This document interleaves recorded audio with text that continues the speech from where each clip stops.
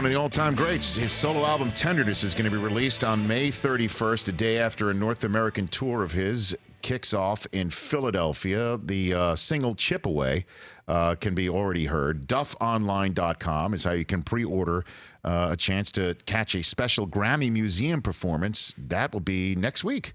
Duff McKagan, good to see you, sir. Good to be here. How you been? Good seeing you too, Rich. Yeah, you bet. You got your Mariners hat on. Well, I mean, you're ready to go. Opening day is here, correct? I'm ready-ish to go. Well, you have the best record in baseball right now. We do. 2-0. We could. Yeah, we're going 162. I was going to make a shirt, at least saying 2-0 Right. for today. Yeah, it's been a tough road being a Mariners fan. You know, it's really been tough. We had something going. It was kind of like my fantasy football league. Yeah. In our league. Yes. Like I had something going. Team McKagan was doing very well. Was killing it. Yeah. And then suddenly just the wheels came off. There was a couple bad moves, and This is one of your best years you've had, though, it was in the my Allison best Chains year. League. Yeah, I've got a guy, my new guy. You've got a guy. I got a guy. It was my nephew, but he's busy. He graduated USC, and then he went off to work in Denver. He just got busy. Well, But no disrespect to your nephew. I don't think he was doing a very good job, to be very honest with you. he's busy. Okay. He's a kid. He's a busy kid. Yeah, Okay. I mean he's a Rain Man when it comes to like stats and all of that stuff. All right. Okay. You know, has been since he was like 13 years old. Okay. But he just got busy, and last summer, I guess it would have been, when Pearl Jam was playing the home shows in Seattle, my wife Susan and I went to one of the shows, and we're side stage. Mike McCready's my good buddy, and this friend of his, Jerry, is the head of security for the Anaheim Angels. Jerry lives in Orange County. He's a cop down there. Yeah. And Jerry came up to me during the show, the Pearl Jam show, and he goes, "Your team, your fantasy team sucks, man. And we got to change that. You know, your team always falls apart. You draft good. You always draft too many Seahawks. We got to stop that." Okay. And I said, well, I've been on the road. Like I tour. I pay attention to the team, but you know the waiver. I don't understand the waiver wire, all that stuff. Yeah. I just draft my guys and switch them out on bye weeks, and I'm off to the races. But he said, you can't.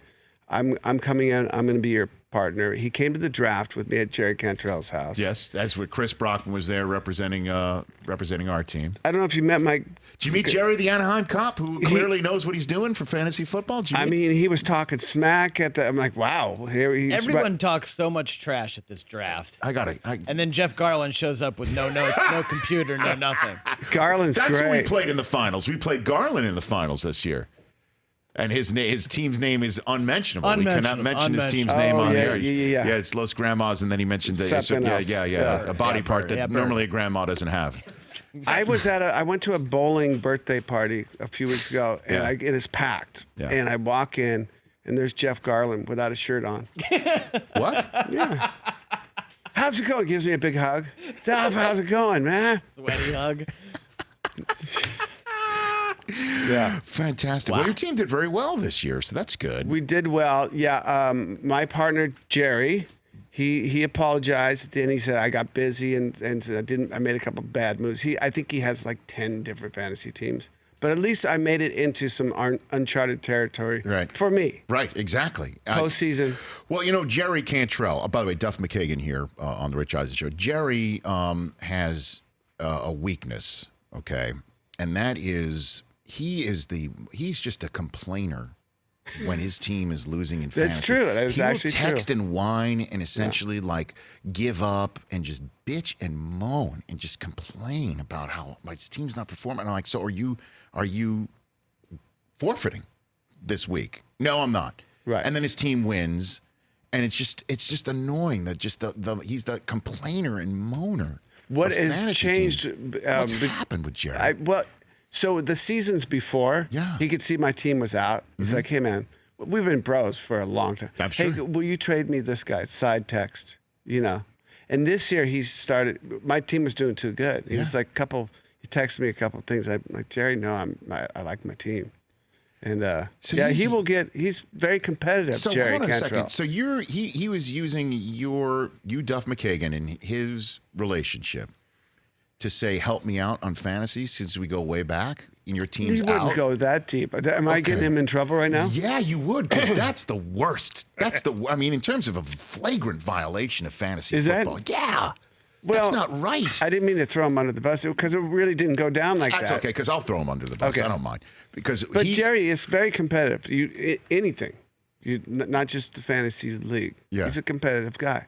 Like in terms of how many people show poker, whatever game. There might be okay. Dice, whatever it is. He's very competitive, but it's made him an amazing guitar player and songwriter. I was about to say, you know, I'm sure this comes in handy. Yes, I know. What is it about Seattle that everybody is so talented in music? I mean, what is it about that city that so many people come out of that city and are so successful? And all root for the Seahawks and all root for the Mariners. Yeah, right. Know? It is. When you're from Seattle, you stay Seattle for sure. Like I didn't move down to LA in the 80s and suddenly start rooting for the Dodgers. Lakers, I don't even have a basketball team anymore, but I'm still a Sonics fan. Okay. And the Lakers are still the enemy, right? That's enemy number one if you're a Sonics fan. So they're still the enemy, and I don't even have a team. That's what Seattle does to you. You're a Seahawks fan. You're a Mariners fan, no matter what. But the music thing, I really attribute the talent to one thing was it rains a lot there, and it does. So everybody goes to their garage or their basement and plays. And oftentimes, especially in the early 80s and mid 80s, every band would share the same rehearsal place or two places. So you shared ideas. When I moved to LA in 84, I saw there was competition between bands. Bands would try to sabotage other bands. That just doesn't happen in Seattle. Like bands would try to help each other out, No kidding. borrow gear. And therefore you'd share like riffs. You would share guitars. So who did you share with? Do you have a good story of who shared with you or you with them or something I that? mean, a lot of the earlier bands before, Alice in Chains and Soundgarden. I mean, I knew Kim Thale from Sound before I left, and Chris Cornell, of course. We're all the same age. Chris and I went kind of the same schools, alternative school and stuff, and we were in the same punk rock scene. So I don't know, who did I share with? That's a good question. I only try to ask those Duff McKagan. You know what I mean? I try my best. Yeah, just. So I think I noticed a big difference when I moved here, the competition, no sharing of ideas, no sharing of like, hey, I learned this new riff on guitar. I'll show it to you. There was none of that. It was just hide and try to, bands would try to sabotage our gear. Good luck with that. Wow. Or would try to they would flyer over our flyers. You just get done putting up flyers all around Hollywood. And you'd come back the next day and somebody would flyer over you. That didn't last long with other bands. We were if it was going to be competition, if you want to play it like that, we were the wrong band to kind of do that. Why is that? In 85, 86. Why is that? We weren't here to play around, None of us moved to LA to play around. You want to play kids' games? Go ahead and say it. Axel's insane. Oh yeah, he didn't take it sitting down. And he's especially he was a guy who was like afraid of no man, But all of us were kind of we'd moved from other towns. We'd been in bands where we were from. We didn't come out here to play high school games, so. Duff McKagan here on the Rich Eisen Show. And so before we get to your upcoming project, Slash says there's a talk of an upcoming album from Guns N' Roses. You've confirmed it. Do you got any update on that? Do I have an update on that? No, I just I will say things are very positive in that world, and I understand why. Like I did say something about it in an interview. People are super interested in that, and I understand why. I do like the mystique factor of the band, and I shall keep it there. But things are positive. Things are positive. Yeah. Is there any details you can give on why they are so positive?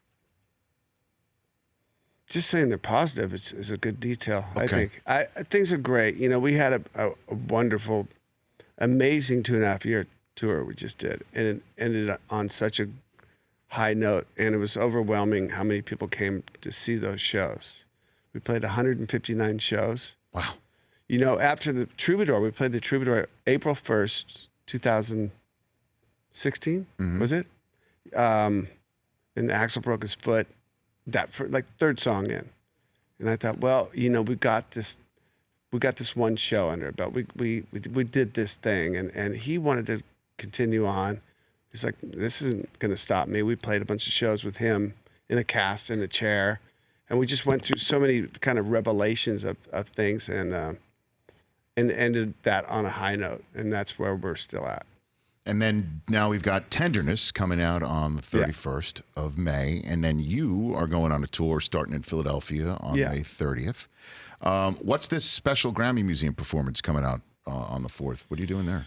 Yeah, it's some the Grammy Museum does these cool little performance things, question and answer. It's right around the corner from Staples, in downtown Los Angeles. Yeah, right? I've been to a couple of them. I did one for my first book, the It's So Easy book, that I wrote in 2010 or 11, whenever that was. But Shooter and I and Aubrey, who's the fiddle player, backup singer for the band, amazing musician, we're going to do a performance there and a Q&A.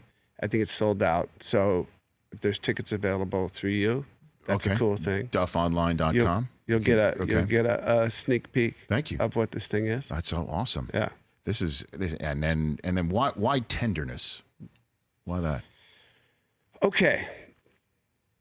Snapshot of that is I read a lot of history. A lot, and I'll read like 4 different versions of the same story. Say Normandy. I'll read the Stephen Ambrose version of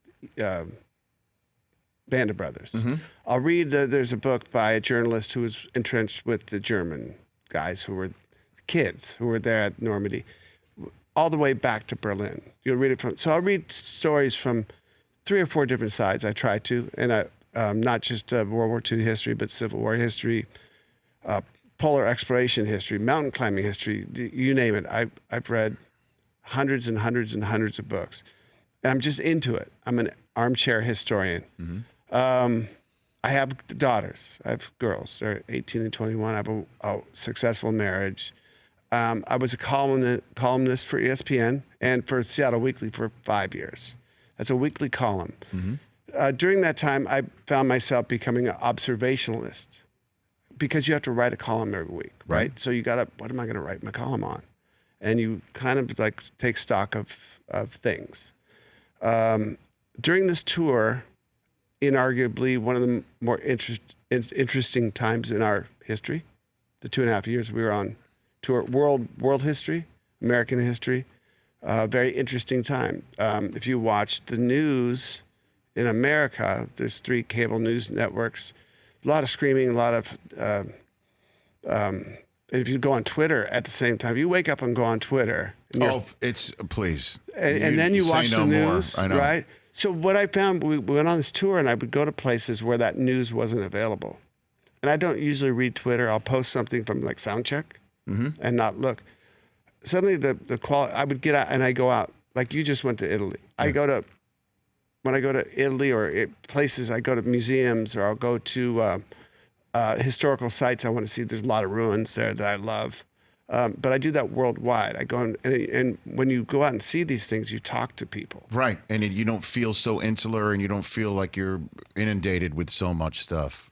Right. Exactly. So I came back on American tours. And I just wouldn't watch news and go on Twitter. I would go out and see stuff, Little Bighorn or Monticello or whatever. I'd go and I would talk to people. And I do this constantly.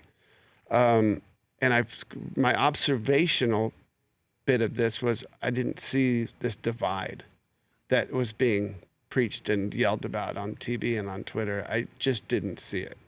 And it's a lot less. And the America that I know is the one like that came together after 9/11. You know, nobody asked who you voted for. We just came together and had each other's backs. After the hurricane in Houston, recent, let's just go to recent stuff. We came together. People came together. I think a J.J. Watt thing that he put out, and raised all that money, and New Orleans and the fires here in California, people come together and help out. And that's the America that I choose to see. And we're not, all of us, so different at all. And I wrote little vignettes about my observations traveling the world, not just America. There's things going on all over the world that are just unusual. And reading so much history as I do, I know things pass. There's cycles, and this has happened in America before. Britain, stuff has happened there kind of like this before. Not in recent history, but it's happened there. So I was going to write a book about that, not about the Guns N' Roses tour, like what's going on with the band, but just everything else. Everything else. And so you wrote Tenderness instead. Tenderness. I started writing these little vignettes that were going to become chapters for a book, but instead I had an acoustic guitar with me on the road, and I started writing songs. And it's sort of a concept record, if you will, but it's maybe more about healing than finger pointing. That's it. It comes out on the 31st of May, which, it makes it difficult to make this turn, but I'm going to do it anyway. Jerry Cantrell refuses to take a bet of mine. This is an easy turn. Well, I mean, it's just, we just talked about coming together and being as one, and, I still have to bring it up. I'm wondering, would you take this bet that he refuses to do? He did take it once, and unfortunately, he beat me in the finals, where I dressed up as I remember this. Okay, of Steel Panther. Steel Panther. Steel Panther. Yeah. There it is up on the screen. Good Lord. You looked What do you great. think, by the way? What do you think, Duff? I mean, it's you owned it. That's the thing. You got to own something like Marshall that. Falk was there shaking his head. That's right. Marshall Amazing. was a guest that day. Yeah. Okay. Yeah. I mean, so and I walked around. here. I went to the cafeteria. Glorious Amazing. day. Yeah. No. I owned it. You did. Owned it. 100%. Okay. So I wanted to make it the same wager with Jerry again, and he said no. And the bet is that I'll figure out whatever I have to do if your team beats mine in fantasy next year. But if my team beats yours, you have to sing "Let It Go" from Frozen acoustically on this show. by myself. Yes, sir. That's the bet. That's the bet. And I Jerry didn't know wouldn't- the song. My girls are too old for Frozen. But you're a musician of note, Duff McKagan. I think you could learn it. So if I need be. lose to you in the finals, if I make it to the finals, what are you saying? They're from the same city. It's the same. I'm talking to the same person. Yes, this is exactly what he said. The final, like you would not do it. He goes, "That's a finals bet, Rich. It's a finals bet." Say yes. Let's right. I mean, Yes, we can do yes, that in the finals. If we play each other in the finals, You got this stuff. that we beat you, you would have to come on the Rich Eisen show and sing "Let It Go" from Frozen. So if I make it to the finals, that's amazing in itself. Great Which I will accomplishment for next your year. team. Okay, yeah, no. And You and Jerry, the cop from the Los Jerry, Angeles I Angels. hope you're watching right now. Yeah.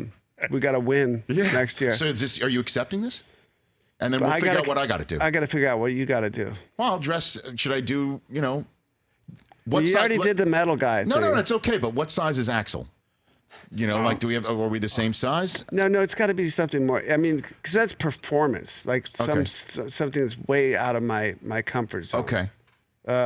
You already did the dress up as somebody, so Yeah. it's got to be something else. Okay. I'm open for it. That, How about that, this? that will expose you just as much as Frozen Correct. would expose Whatever me. that is, I accept. I whatever blindly that accept. is. You gotta I be a roadie. blindly accept as long as you accept my end right now. He's got to be your roadie. Make him. I've done that. Yeah, but let him do that. Yeah, but I mean, I wouldn't last gotta 2 be- seconds, but that's okay. That's all right. But that No. to me would actually be Something like that. enjoyable. We got Like lots of time to figure this out. Well, Okay, we'll figure it out. We got lots of Sure, time. Rich Eisen, I'll take your bet. Duff McKagan, everybody. Jerry, you watching this? the Don't make cold me- does not bother him anyway. Oh, by the way, it's a great song. By the way, it's a beautiful Is it song. a- It's I've heard it's a beautiful song. It's a beautiful song about love. You know what happens when your kids get past that age? Then you miss all the stuff. Frozen. Yes. None Let of it. me help you, Duff, is what I'm saying. You're right in the midst of it with your 5 through 10-year-olds. That's right. I'm in the thick of it. But at least you're doing something Cantrell refused to do. Well done, Duff. I thought he was going to do it. He didn't. He refused, but it's okay. Maybe I'll do it with Cantrell. Oh, duet. Okay. Now we're getting What if somewhere. I beat Cantrell on the way to beating Duff McKagan? What if we do? Pardon me. I'm sorry, Chris. Thanks for coming on, Duff. Thanks for having me. Yeah, great. Please, don't be a stranger. At Duff McKagan on Twitter, official Duff McKagan on Instagram. DuffOnline.com is how you can get all the information you need. North American tour kicks off on May 30th. I love the concept behind Tenderness. Yeah, thank you. It's awesome. I think it's for all of us. That was my intention. And I'll end on this note. Mariners, 162-0. Yeah. And Seahawks, not 16-0, right? Next season. Yeah. Of course. Yeah, and everything's going to be great for you except the Frozen song, which is going to be great. And I'll win the finals in our fantasy league. It'll be great for the rest of us. There's going to be something like maybe with not very many clothes on. I'm envisioning some merchandising. All right. Yeah. That's the end of this segment. Yeah. We're out of time. Duff McKagan here on the show. Duff, there's a couple questions we were going to ask I didn't get to here. Is it true that the creators of The Simpsons asked your permission to name the fictional beer in the series Duff after you? Is that a true story? Well, it is a true story, but this is like 1988 or something. And this is before branding became... I didn't know what branding was. And we got a call to my management office. My manager called me and said there was no adult cartoons really then. Yeah, no. So I thought it was we just thought it was a college art project, and they want to use your name as the beer because I was known as Duff, the King of Beers at that point. The MTV Live in New York at the Irving Plaza they had just aired, and Axel introduced me. It's Duff, the King of Beers. I had like this championship belt, a Budweiser belt, and everything. So we thought it was a cute, pop culture, college art project, but it became this thing.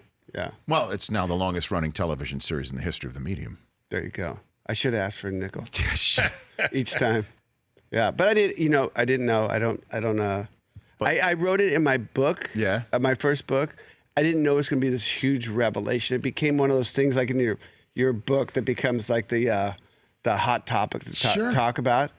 And I just thought it was like a foregone conclusion that everybody knew that. No, but so Duff Beer is Duff McKagan. That's awesome. Go figure that out. So cool. Go check out. I think they'll say no. I met one of the creators. I was in line at a Starbucks in Encino a few years ago.